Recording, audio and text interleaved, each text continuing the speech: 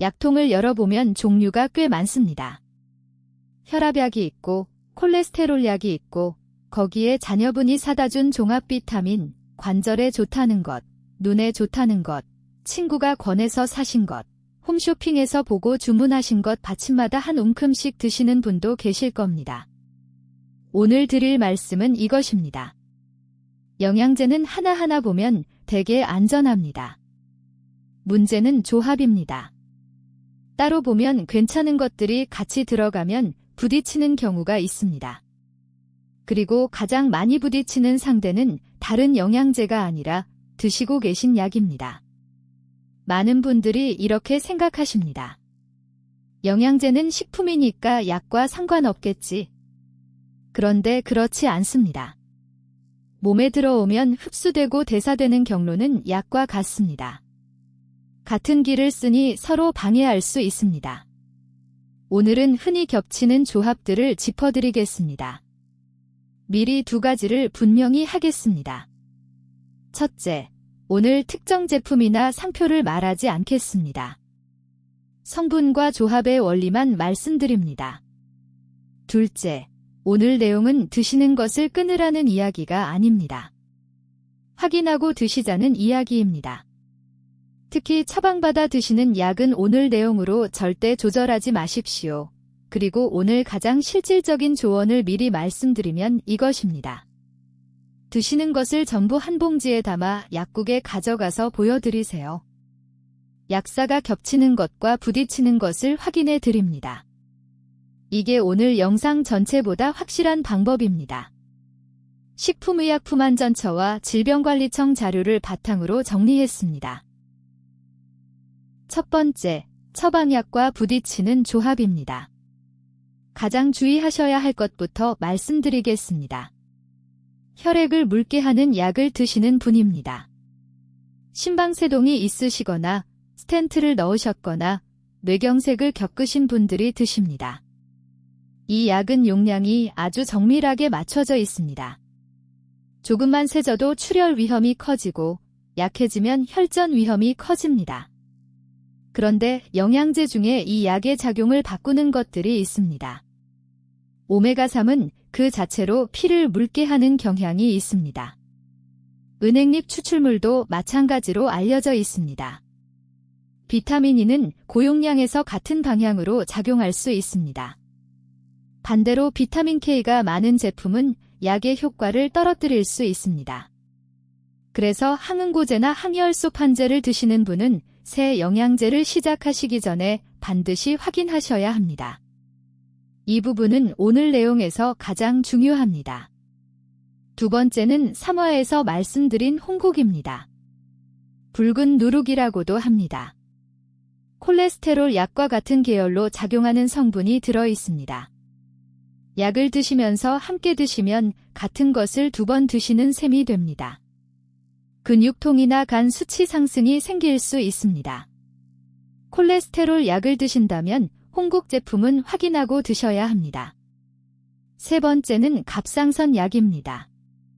갑상선 호르몬제는 칼슘제나 철분제와 함께 드시면 흡수가 줄어듭니다. 그래서 최소 4시간은 띄우고 드셔야 합니다. 대개 갑상선 약을 아침 공복에, 칼슘과 철분은 저녁에 드시는 식으로 나눕니다. 네 번째는 당뇨약입니다. 혈당을 낮춘다고 알려진 건강기능식품을 약과 함께 드시면 혈당이 예상보다 많이 떨어질 수 있습니다. 저혈당은 고혈당보다 급합니다. 다섯 번째는 혈압약입니다. 칼륨이 많이 든 제품이나 소금 대체품을 함께 드실 때 주의가 필요합니다. 혈압약 중 일부는 몸에 칼륨을 남기는 작용을 합니다. 거기에 칼륨을 더하면 심장박동에 영향을 줄 수 있습니다. 여섯 번째는 자몽입니다. 영양제는 아니지만 꼭 말씀드려야 합니다. 자몽과 자몽 주스는 여러 약의 대사를 방해해서 약효를 세게 만듭니다. 콜레스테롤 약, 일부 혈압약, 부정맥약 등이 해당됩니다. 드시는 약이 있다면 자몽은 피하시는 편이 안전합니다. 일곱 번째는 세인트 존 스워트입니다. 기분에 좋다고 해외에서 들여오는 경우가 있습니다. 이건 아주 많은 약의 효과를 떨어뜨립니다. 직접 구하셔서 드시는 것은 권하지 않습니다. 두 번째는 영양제끼리 부딪히는 경우입니다. 원리는 단순합니다. 흡수되는 통로가 같은 성분들은 서로 자리를 다툽니다. 동시에 드시면 둘 다 덜 흡수됩니다. 가장 대표적인 것이 칼슘과 철분입니다. 이 둘은 같은 통로로 흡수돼서 함께 드시면 서로를 방해합니다. 칼슘은 저녁에, 철분은 아침에 드시는 식으로 나누세요. 빈혈로 철분제를 드시는 분이 칼슘제를 같이 드시면 효과가 줄어듭니다. 두 번째는 칼슘과 마그네슘, 아연입니다. 이 셋도 서로 흡수를 방해합니다. 특히 아연을 고용량으로 오래 드시면 구리가 부족해질 수 있습니다. 종합 비타민에 이미 들어있는데 따로 또 드시는 경우가 문제가 됩니다. 세 번째는 철분과 커피, 녹차입니다. 차에 든 성분이 철분 흡수를 크게 방해합니다. 철분제를 드실 때는 커피나 차와 최소 한두 시간 띄우세요.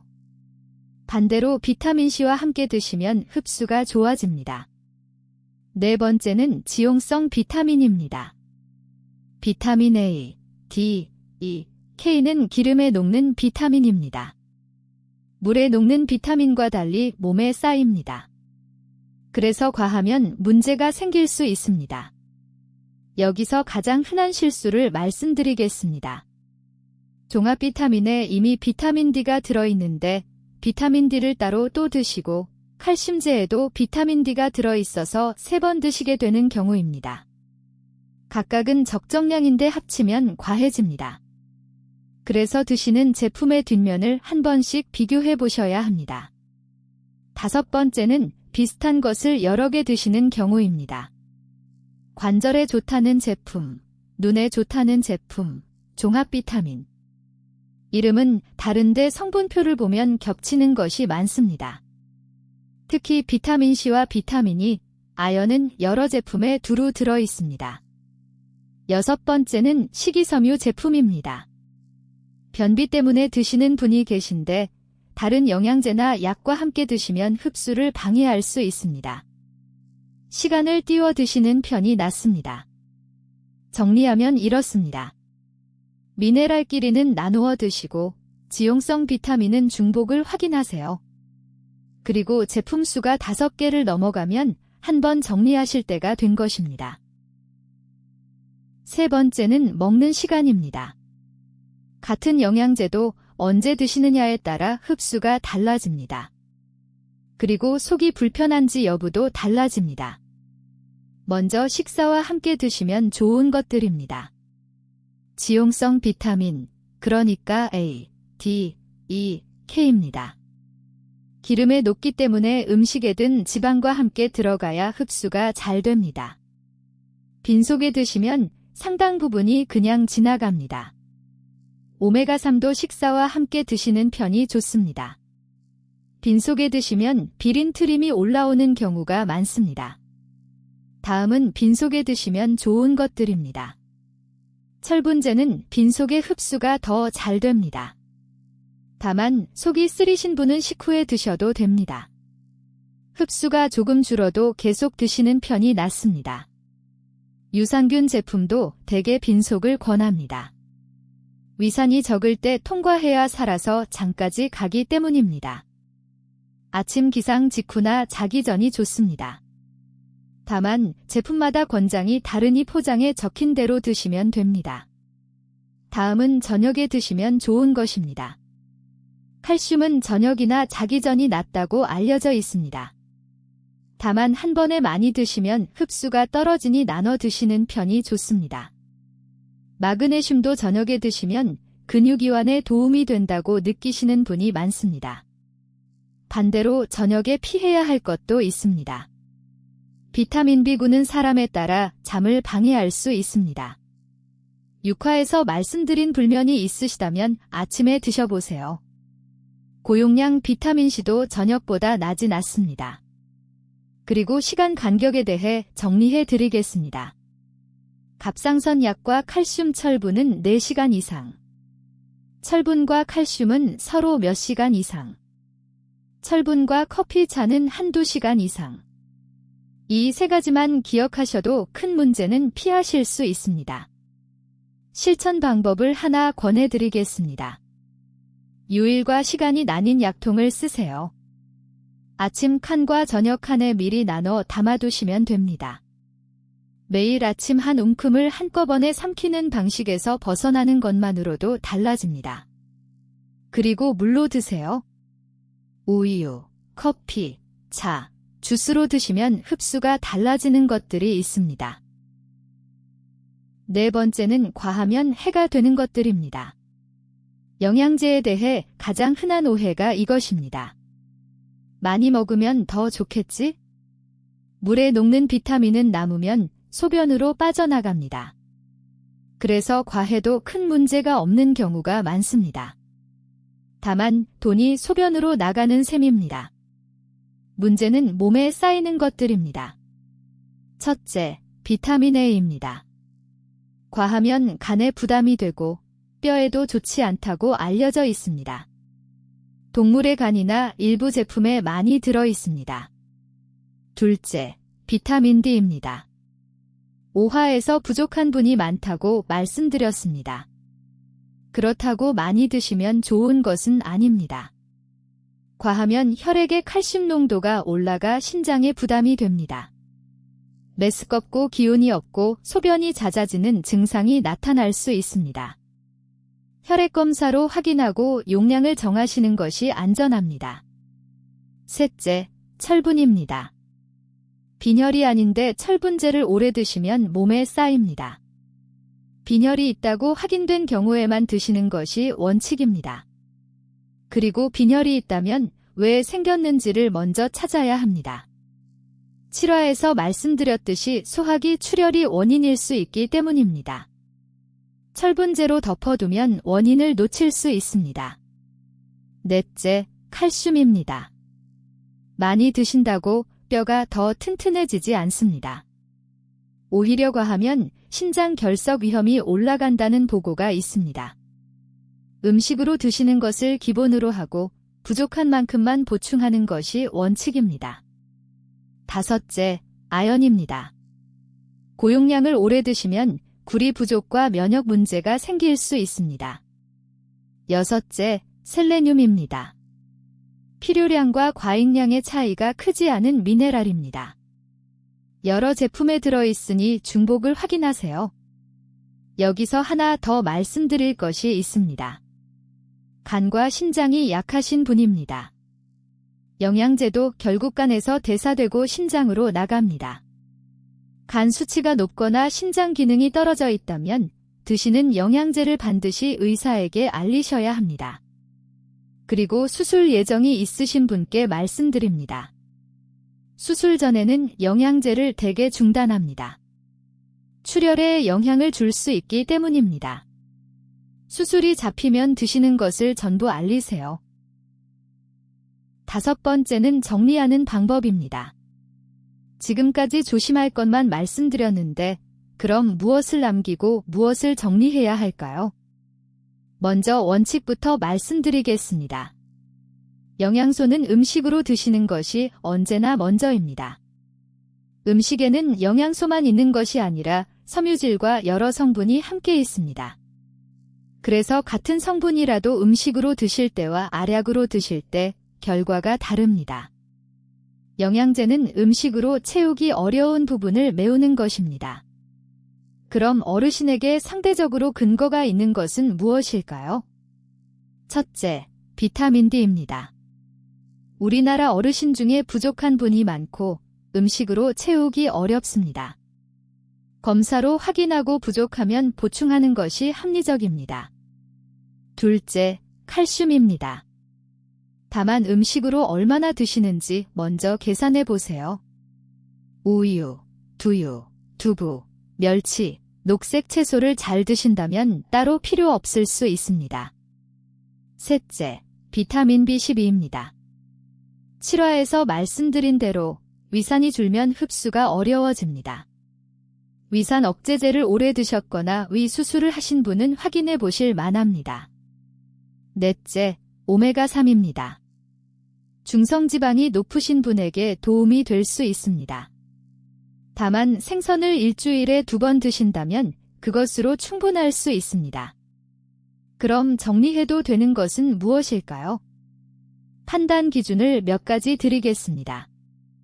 첫째, 왜 드시는지 설명하실 수 없는 것, 누가 줘서, 광고를 보고 시작하신 것 중에 이런 경우가 많습니다. 둘째, 성분이 다른 제품과 겹치는 것. 셋째, 드신 지 몇 달이 지났는데 아무 변화를 못 느끼시는 것. 넷째, 효과가 지나치게 광범위하게 광고되는 것. 이것 하나로 여러 가지가 다 좋아진다는 설명은 대개 근거가 약합니다.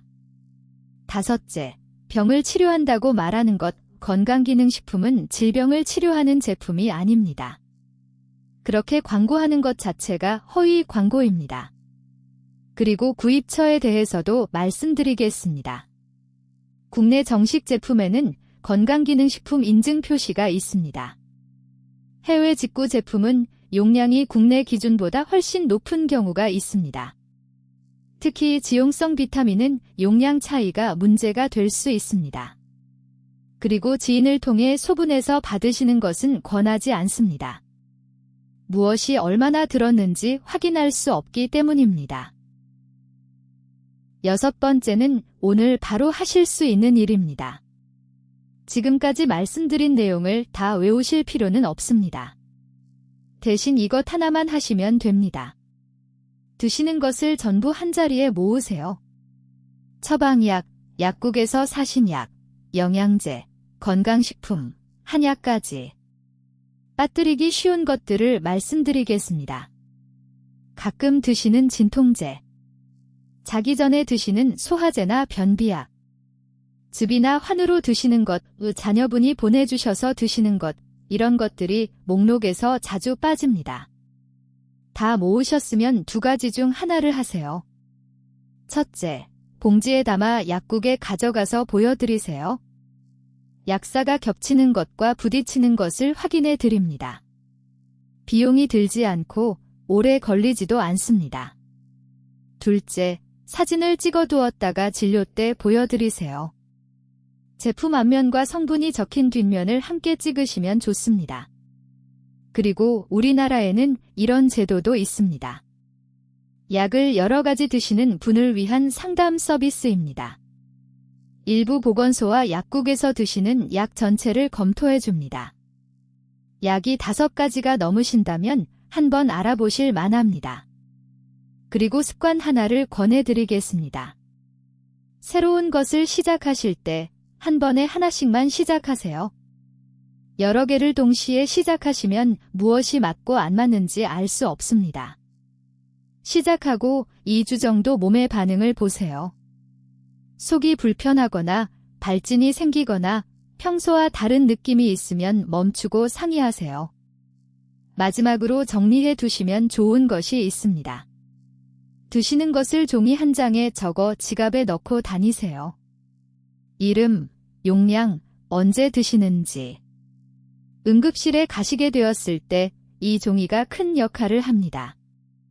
의료진이 가장 먼저 묻는 것이 무엇을 드시고 계신지이기 때문입니다. 말로 설명하기 어려운 상황일수록 이 종이가 필요합니다. 오늘 내용을 정리하겠습니다. 하나, 영양제는 하나하나보다 조합이 문제입니다. 그리고 가장 많이 부딪히는 상대는 드시고 계신 약입니다. 둘, 혈액을 묽게 하는 약을 드시는 분은 특히 주의하셔야 합니다. 오메가3, 은행잎, 고용량 비타민 E가 영향을 줄 수 있습니다. 셋, 칼슘과 철분은 나눠 드시고 갑상선 약과는 4시간 이상 띄우세요. 넷, 지용성 비타민은 여러 제품에 중복되기 쉽습니다.